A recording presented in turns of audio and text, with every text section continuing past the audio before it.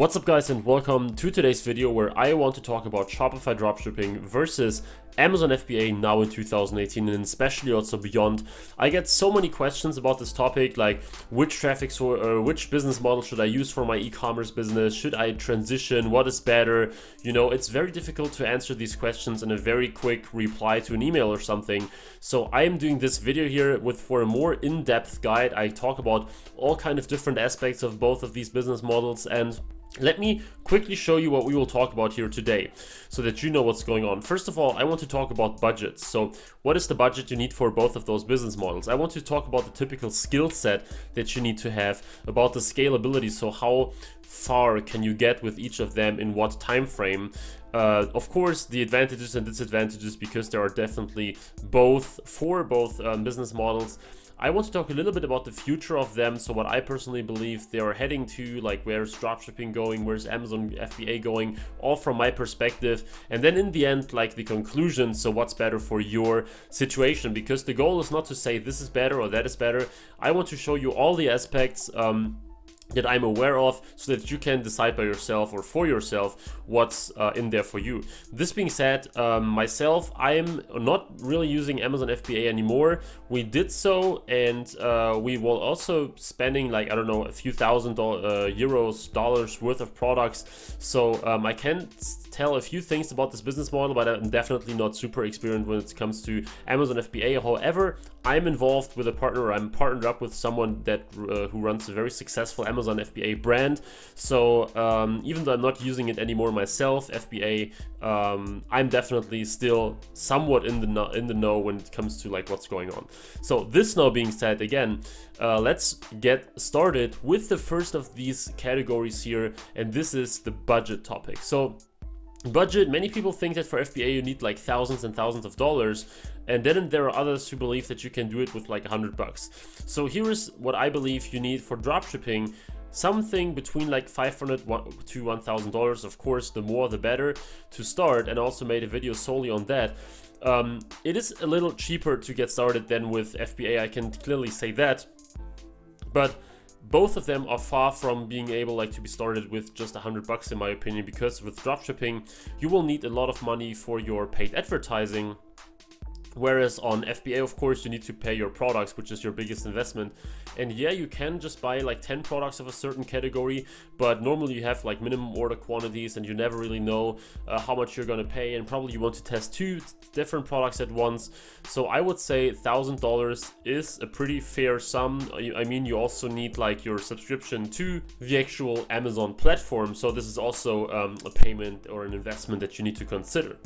Now, when it comes to the skills, things get a little more interesting, of course. For dropshipping, paid advertising is a very important skill. So you need to know about Facebook ads, about Google ads, whatever you want to use, because you need to acquire customers or people that you can then send to your page and convert.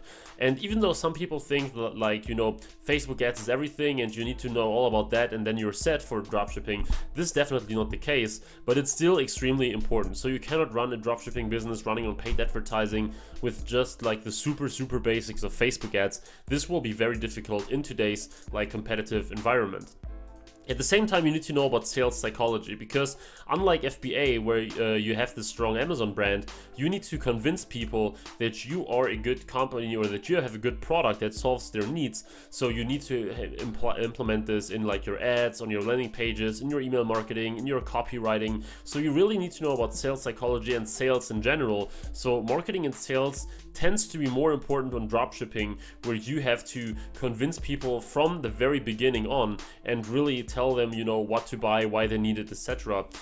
And you need to know about conversion rate optimization. So I see this all the time. People struggle to like either to totally convert in the first place, where I believe it's more on the sales and marketing part, or they get these like 1 or 2% conversion rates, but they cannot get it higher, where you then need to know, you know, about usability and where to place things, and also involves a lot of different other elements, all of them extremely important. When it comes to FBA, you know, one important thing, of course, is product listing SEO. So what can you do that your listing, that your product listing gets a better ranking? So using good images and having these bullet points and title optimized, and your description, having keywords, etc. This is all extremely important in Amazon FBA. So you might say, well, if you just sell like 1 or 2 products, you just have to do this once or twice, right? So it's not an ongoing task that you do all the time, that it's super time consuming, but still you need to know what you're doing and you need to know what's happening there so that you can really write a very good product listing, because in the end it all stands and falls with that. And if you don't know how to write a super optimized listing, and you know you paid all that money for your products, it's kind of, at least parts of it is definitely wasted.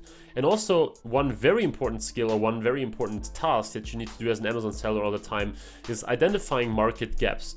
So I believe one of the most important tasks of Amazon FBA is to find market gaps, so products that are kind of underrepresented in the Amazon marketplace, where you can then sneak into and crush your competition or get a piece of the pie for yourself. On dropshipping, it's not that important because you kind of can make money with everything as long as you market it in a very good way. On Amazon, if you have like 30 competitors selling your exact same products, very similar pictures, it's getting super difficult. I mean, you can still stand out and you can still use paid advertising on the Amazon platform, but it gets very difficult if you sell something that is super saturated on Amazon already. So identifying those market gaps with like data-driven ways of analyzing how many searches there are and how many listings, etc., is definitely something that you need to know how to do.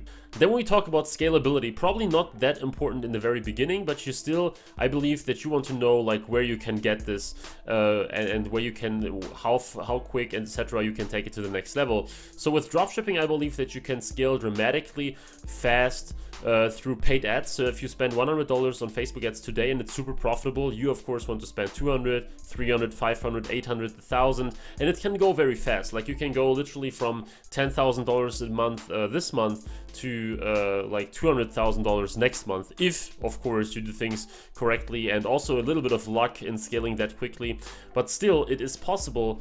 Also, you can quickly add new products. So you can, if you are in a niche or if you have a general store, you have found a crazy winner and now you see something super new and cool, you may think, okay, this is something that I want to try next. So you just add it to your store. Within a day, you have your ad campaign running, and potentially you can make more sales the next day. But of course, it's an oversimplified way, like it's not that easy. But the point is that in theory, you can scale very quickly and you are so flexible that you can just add new stuff, pour more money into advertising, and can get more people to your store. The only point is though that scaling reduces profits. So if you scale with dropshipping, most of the time your like CPA will increase while you scale, because you're now reaching your second best audience, for example, only. At scale, normally most dropshipping stores kind of get or reduce their profits and, you know, make less and less dollar per sale in the end. With FBA, scaling is relatively slow because, you know, you have to import all the products. If you are out of stock, you need to make the next order, and you cannot just scale from $1,000 this month to $30,000 next month if your stock doesn't allow it. And normally you don't have stock for like $30,000 in sales if you're starting. Also, you need to set up all those things. You need to send it to the Amazon warehouse.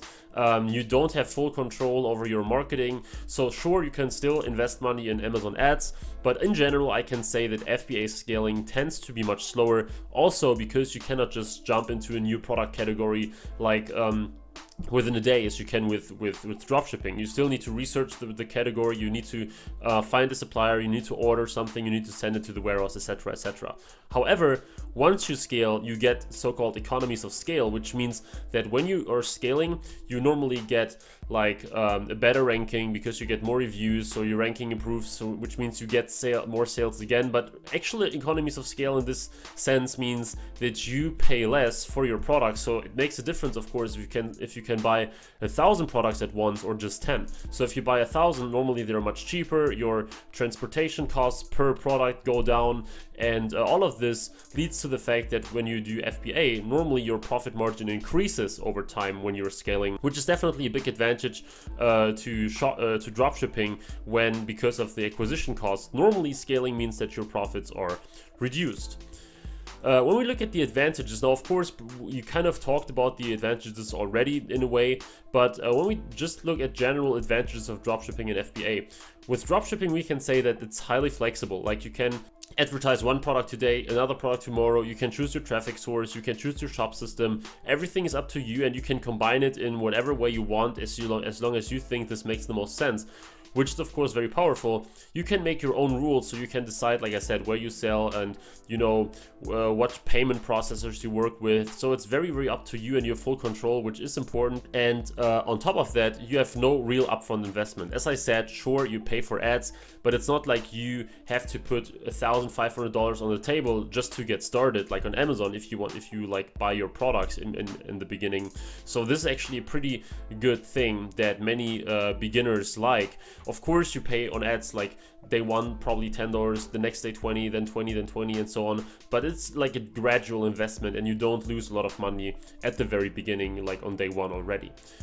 Probably the biggest advantage of FBA clearly is that you get free traffic. So Amazon has millions and millions of users and buyers, and they send them to your page for free, basically, as long as your listing is somewhat good.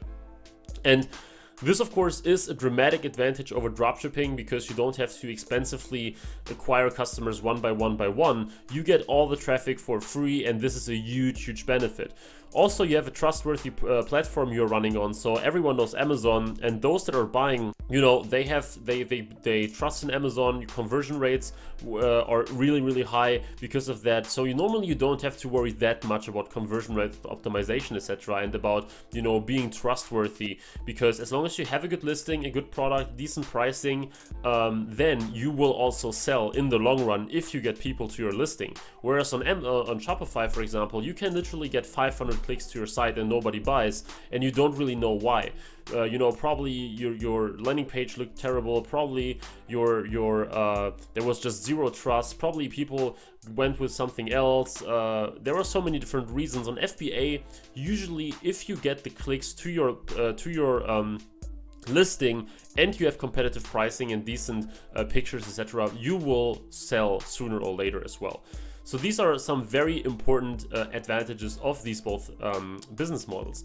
Now, when we talk about the disadvantages, we have slow shipping with dropshipping. I mean, sure, it's not really a disadvantage in the business model for you, depending on if it works out for you. It's not really a disadvantage. In this case, it is a disadvantage for your customers, but it's kind of a disadvantage because it makes it hard to build a sustainable long-term business with it if you always rely on that. So the goal should always be to gradually move to like branding and having your warehouse, etc., because it is very difficult to make people buy again and again from you if you always deliver within like 40 days or 30 days or something. So slow shipping is a big disadvantage. Also the poor quality. I mean, if you you sell people products that you never saw or never touched, you cannot tell what the quality looks like. On Amazon, if you buy $2,000 worth of products, normally you buy one sample first and you can check, okay, this is how it will look like, and then you buy it. So this is a big advantage if you know your product quality and you know that people should be somewhat happy with it. Whereas on dropshipping, you know, every single sale might turn out to be a disaster where people just say quality was terrible, I want my money back, etc. So especially in the short run, but also of course in the long run, meaning that they don't buy from you again.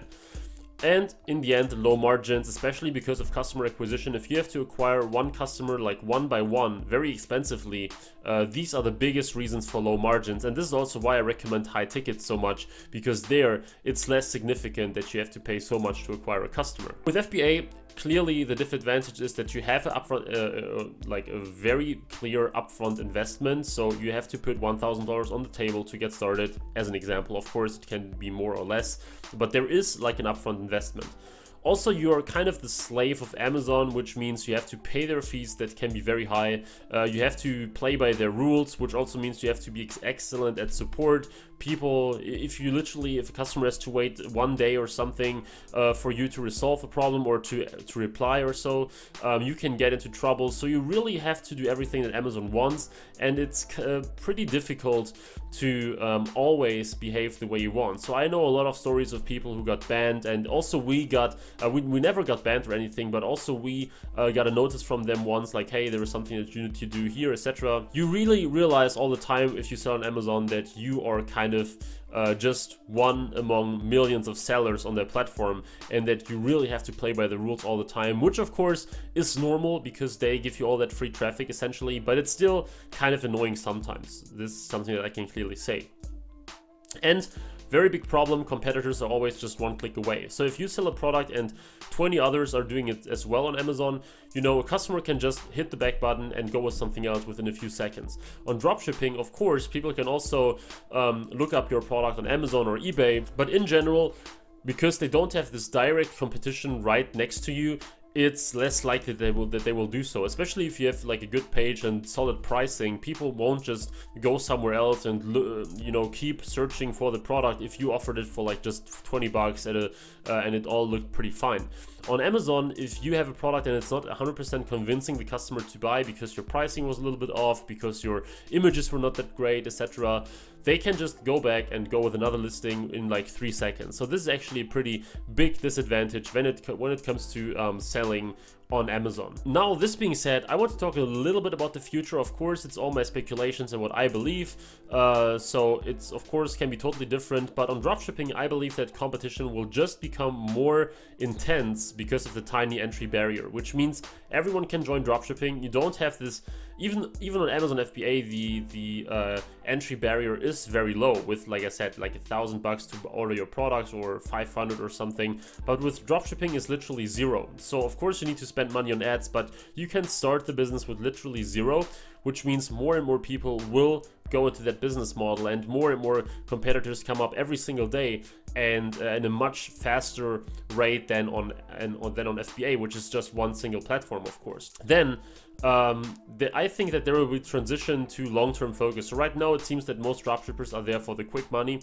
I think that there will be a transition to long-term, which means branding, having your warehouses, where at some point it may not even like be dropshipping anymore, but you know, seeing dropshipping, especially dropshipping from China, more as like a short-term solution than a long-term business model. Because I don't think that you can, or that you should, run a business where you send products from China to the US for like 3 years. At some point it definitely makes more sense to make the transition to something else, and see like China dropshipping as a way to experiment, to gain more skills, more experience, etc., before you then actually fulfill stuff yourself, which means higher margins, better customer satisfaction, support, etc. On FBA, I think there will also be more competitive. It will also be more competitive because of manufacturers now selling directly to consumers. Especially when you see those Chinese brands, they now think like, why on earth should we sell to retailers when we can make way more money per sale if we go directly to Amazon and eBay and sell our products there. So this is a huge problem for many sellers who source in China themselves, and now like literally their supplier is selling on Amazon right next to them at a way lower price. So this will be a very clear trend, I believe, that more and more Chinese but also other suppliers will be listed on Amazon and also eBay, and making it harder for people to successfully sell their products.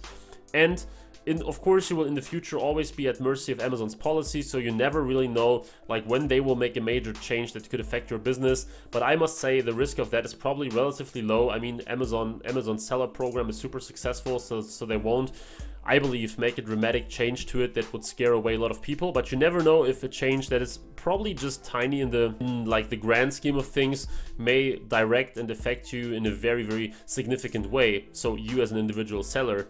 And also, I think that more people start to see Amazon as just one sales channel. So right now, when someone says I'm in the Amazon FBA business, they typically mean that they just have this single like channel. But more and more people realize that they still need a store besides that, where they can like publish their brand, where they can go to once Amazon, like if Amazon might ever close their account or something. So it's always a good idea to, you know, see Amazon just as a single sales channel. This, I believe, is another aspect of Amazon FBA in the future, that people see it as one part among different things, like also using its shop, probably also selling on eBay as well, or on, I don't know, Etsy or whatever it is. And now I want to come to a little conclusion here. So we talked about a lot of things, like very different aspects, all kind of things regarding FBA and Shopify. So my personal conclusion, like what you to who, which one is better. First one, when it comes to dropshipping, I believe that if you want to be able to quickly hop on new trends, use specific traffic sources, and run a fully independent business, then dropshipping is the better solution for you. So if you want to do your own marketing, your own advertising, if you want to be a little more creative than you can be on Amazon, dropshipping is probably the better solution. Of course, also if you want to avoid that $1,000 or $2,000 or whatever investment, then dropshipping is definitely the way for you to go. On the same side, FBA is if you want to focus on product sourcing and listing development without the headache of expensively driving customers to your site. So if you don't want to spend all that money on marketing and never know whether people will actually convert, then FBA is the better solution. Also, I believe that FBA is a little more like data driven, so you can really see what's going on, where is the market gap, and then you can sneak in. Whereas on dropshipping, you never really know upfront. And also from my experience, it doesn't make too much sense to like overanalyze things, because in the end, you're creating your own demand with your ads. And on Amazon, it's not really possible because you're always reacting on the demand of people that is already there because they are looking for your product actively. So this, of course, means that these are two totally different things. Both of them can be very great if you do them the right way. The point is that you need to decide and for yourself, like what you personally prefer. On the one hand, you have on the one of them, you have the risk of, you know, buying so many products up front. On the other one, you have the risk that probably your marketing expenses will not really pay off. So risk is, of course, involved in both of them. But the point is, both business models are still really great when it comes to having just tiny investments, a very high potential upside. So something that I definitely recommend. And whether you join, whether you do like dropshipping or FBA in the end, doesn't really matter. The point is that you can definitely be successful with both of them. And now I hope that you got a ton of value out of this video here. We're now over 20 minutes now describing both of these platforms. If you enjoyed this, then please leave a like and also subscribe to this channel for more info about eCom in general, but of course also dropshipping and a little bit of FBA as well. And yeah, guys, as I said, I hope you enjoyed that. I hope that this was helpful for you to make the decision in what you want to do or probably transition into another business model as well. Yeah, hopefully I see you in the next video too. So make sure that you subscribe and I will see you next time then, guys. All the best and bye-bye.